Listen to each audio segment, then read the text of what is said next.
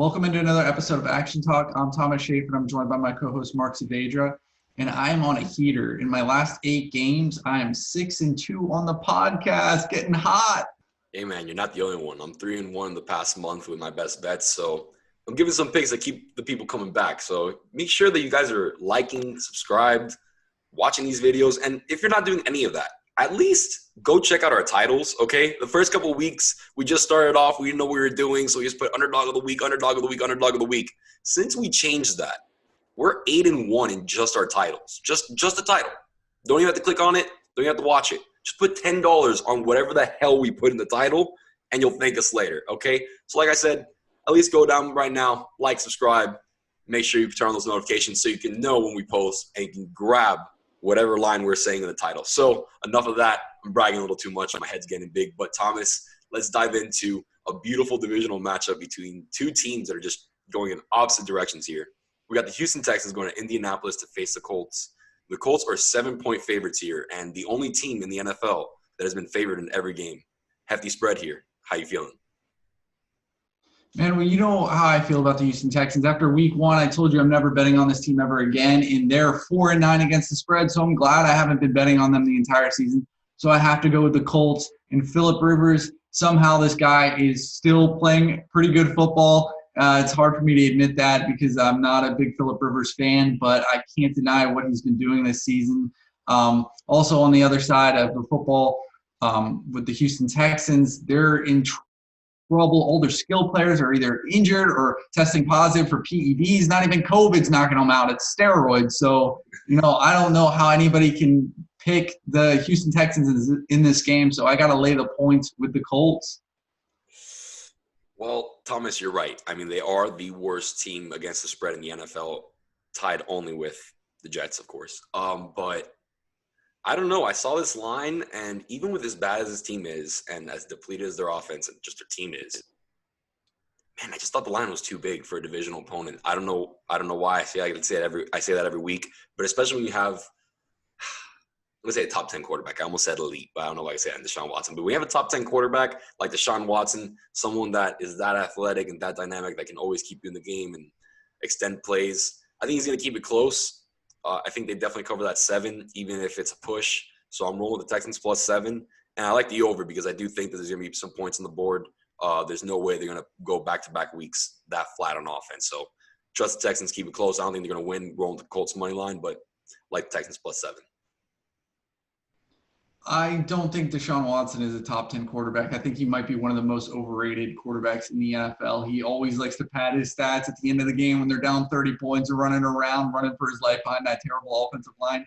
I mean, maybe when they get a coach in there, I'll think differently, but I'm not rolling with that team. And we can disagree there. So let's go on to another divisional battle. We got the Bucs going to Atlanta. Bucs are a 6-point favorite. Mark, who do you like here? Man, after that win against, no offense, the Vikings last week, it's hard to go against the Bucs, but I'm going to do it. Same reason for my pick with the Texans. I don't think the Falcons are going to go and score less than 20 points again. So I like Falcons to cover the spread here. Don't think they're going to win. I do think they will keep it close. Same thing as the last game. It's like the same pitch all over again. I do like the over. I think both these teams are going to be in a shootout. This is going to be a little bit closer to what we were expecting last week out of the Minnesota Bucs game. I think we'll see Matt Ryan airing it out. This is a really good rush defense in Tampa Bay. Pass defense is right around middle of the pack. I mean, it's not too crazy, so I trust that Matt Ryan will be able to put up some points and keep it close. Wait, so let me get this straight. You're taking the points with the Falcons? Yes. Well, I think you're home alone on that pick because I don't think anybody is going to take the Falcons after – Matt Ryan's terrible performance against the Chargers last week, throwing those interceptions, costing him the game, or costing his team the game. And, the Bucs didn't look great against the Vikings. I personally, I'm a Viking fan. I think we dominated the better part of that game. Some calls went the Bucs' ways. Bad field goal kicker. That game should have been in the Vikings' hands. So I'm a little skeptical of how good this Bucs team is. But I know how bad the Atlanta Falcons are with Matt Ryan. I think he's a little shot out. Maybe he needs a new change of scenery, new coach. Maybe go to Dallas if Dak's not ready to play, or go to San Francisco. I don't know. I think he needs a change of scenery. I think he still has football left, but I cannot bet on this team. And they have a bottom five defense in the NFL. And I know the Bucs offense hasn't been like what we thought it was going to be, but I don't trust them to cover less than a touchdown and an extra point. I don't know, man. I like Falcons. Definitely +6 is good enough for me. I think we might see maybe a missed field goal. Maybe we get a weird situation where that either covers or pushes. But I definitely like Falcons +6 here. I just don't think that this team is – I mean, even with as bad as this team is, I just don't think they're going to get, under 20 points again. And I don't see the Bucs blowing them out. Like you said, this Bucs team is a little suspect. So – I don't know. I like that +6. I think it's too much to give for the Bucs to lay here. Well, I think we both kind of agree with where there's too many points being given in this Eagles-Cardinals game. It's a 6-point spread in the Cardinals' favorite. I think we're on the same page here, but could be wrong. Yeah, no, absolutely. I am rolling with the Eagles here, and let me just backtrack here. Because a couple weeks ago on the podcast, I said, for a sprinkle or an underdog or any bet, donate to charity if you're going to bet on the Eagles. Carson Wentz is not the quarterback anymore. So I did take the Eagles +9.5 last week. That was a cruising victory. I loved it. And I'm taking the +6 here. They haven't covered in back-to-back games all season. But again, Carson Wentz is not the quarterback. I think this team has a new breath in their lungs and they feel it. The team is invigorated right now. I mean, we saw Alshon Jeffrey catch a touchdown pass. I mean, what the hell? When was the last time that happened? So I like Jalen Hurts. Love his +6. So roll with the Eagles here, man.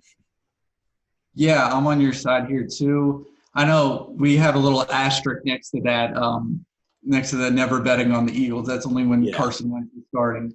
Right. But I agree with you. I think as long as they can run the ball somewhat like they did last week, Miles Sanders finally had a really good game, and Jalen Hurts had over 100 yards rushing. So I think if they can give him simple passes and keep doing those read options and letting him run the ball, that's going to allow Miles Sanders to get an extra guy like outside of the box maybe, so he can bust some of these runs loose. Because we've seen at the end of last year he really started to come on, and this year it's taken a little bit. He's been injured, and they haven't been able to run the ball. Period. And I think with Jalen Hurts having that ability to run, that'll open up things for him to do, or for him to run the football. And I think the turnovers are what really helped the Eagles in this game. And, you said Carson Wentz is on the bench, so there's not going to be as many turnovers. There's not going to be fumbles. There's not going to be interceptions. Not going to be sacks, guys holding on the ball. Just let Jalen Hurts throw the ball quick,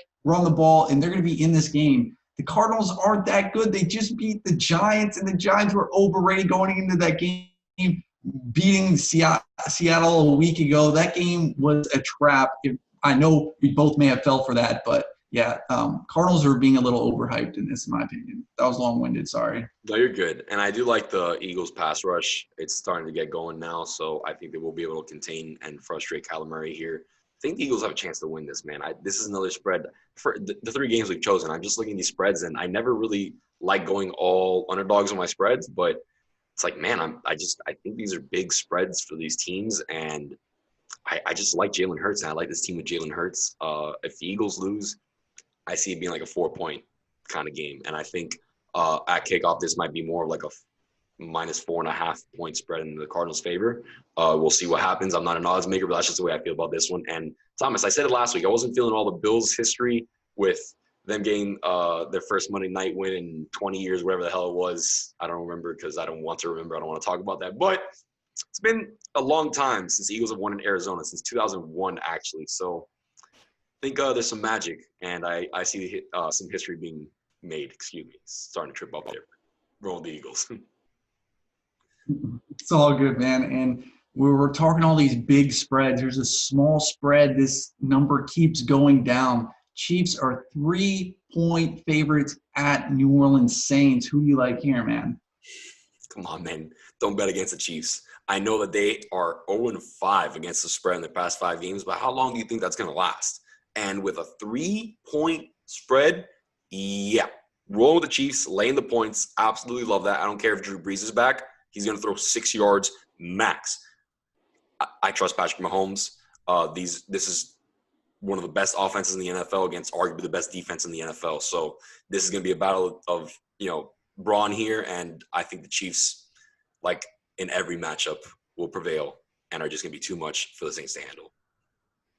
I should have let you tee me up because you used my same argument. I love this pick, and I had in my notes that they're 0-5 in their last 5 games against the spread. And what I was going to say is they're due. They're due to win and cover. These spreads that they've had over the last 5 weeks have been huge, have been astronomical, huge double points or double digits. There's 20-point spread with the Jets almost a month ago. So, there's a reason why this team hasn't been covering, and this spread is too low for this team that is loaded. And I think Patrick Mahomes is going to have a big game. I think this is going to be probably the game of the week for CBS this week. So I really like the Chiefs to cover this one. And actually, this is my best bet. So I can't even, sum up everything that we just said because we're just regurgitating everything that we said. But I love the Chiefs -3, best bet of the week for me. I love it too, and I'll follow you up here. My best bet, Fins -2.5. I think that's a small spread for a good Dolphins team. This is a good Dolphins team and a very, very well-coached team. Flores going up against Belichick. Oh, you're insane if you don't think he's going to get up for this one, especially considering the fact that the Dolphins lost earlier this season to the Patriots. Flores is going to win this game. He's going to cover that 2.5-point spread, lay the points with the Dolphins. Like I said, 3-1 in the past month, so don't miss out on this one. And, they always do tend to struggle in Miami. And I know that was with Brady, but come on, Cam Newton going down to Miami. I really like that pick myself. But what I'm going to go with my favorite underdog are the Philadelphia Eagles. I almost tripped up. I almost had a brain aneurysm because I couldn't believe I'm making this pick. But 225 on the money line. I have been on a heater with these underdog picks. If you've been just putting money on my underdog every week, you'd be up so much. I'm giving this money out. This is a winner. Yeah, I think you had like the Raiders against the Saints on Monday night, if I'm not mistaken. So you've definitely had some like +2s and +3s. So hopefully this one hits. I'm definitely rolling with the Eagles. I like that team a lot for underdog. And my underdog of the week, I don't know why. I just love betting on this team when they're an underdog. But give me the Panthers money line at +320. Everyone's thinking this guy's on crystal meth. Like, how are you going against Aaron Rodgers? How are you going against the Packers? And that's what everyone's thinking. I saw this spread and I was like, 9 points. 9? Absolutely no way. This is going to be a close game. I think the Panthers have a chance to win it, man. So I'm definitely slamming that +9 and I'm going to take that money line, a couple money line sprinkle parlays. So my 3-team parlay that I'm going to roll with this week are the Vikings -3 against Chicago. I'm a little worried about the kicker, but come on, the Bears are who they thought or who we thought they were. They suck. The Vikings have been playing pretty good football. Should have won last week, in my opinion. Vikings cover, win. Then we got the Chiefs -3, which we both love, and I still like the Indianapolis Colts to cover that -7, $10 to win $51. Not bad. I do think that Colts spread is a little steep, but good luck to you, my friend. Here's my 6-point teaser. Of course, a tradition on this show. Like I said, I love the Panthers. I think +9 is too much. So we're rolling with the Panthers, Texans, Jags, teasing the Seahawks down the money line and grabbing those Falcons at +12. Oh, I'm sorry. Throwing in the Eagles there as well. Excuse me. But a lot of underdogs for this 6-team teaser, but just think there's too many points. I think those teams can cover the spread. So might as well tease them and just sit back and relax and enjoy these games. And thanks for watching another episode of Action Talk. Be sure to follow us on Twitter and Instagram @Action Talk Bets. And don't forget to like and subscribe below.